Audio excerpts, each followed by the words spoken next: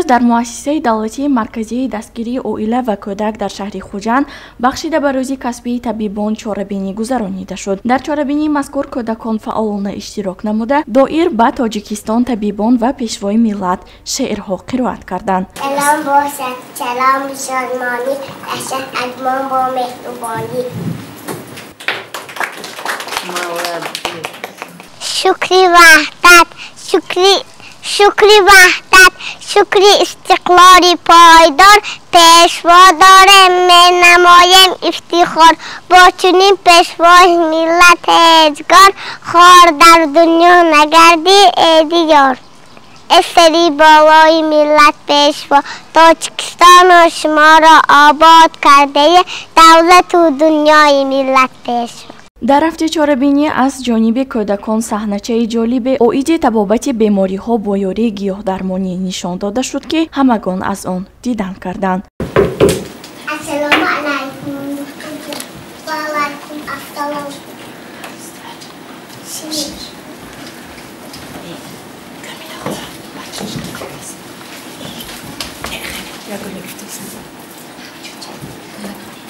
دکتر جان پیکن بیمار است.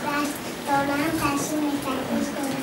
نمی‌دانم شما بهتر است از گیاه درمانی استفاده برید. در مؤسسه دولتی مرکزی دستگیری اویله و کودک شهر خوجند 37 نفر کودکانی از نوزاد تا 7 ساله تحت نظارت 15 مربیان تعلیم و تبابت میگیرند که آن 7 گروه را تشکیل میدهد. و گفته دیرکتور این مرکز سارا حکیمова تعداد کودکانی والدانشان دست کشیده نظر به سالهای پیشین در این مرکز کمتر است. در اساس آیین‌نامه و نظامنامه نوی مؤسسه دولتی مرکزی دستگیری اویله و کودک شهر خوجند کودکان تعلیم و تربیت خوب میگیرند.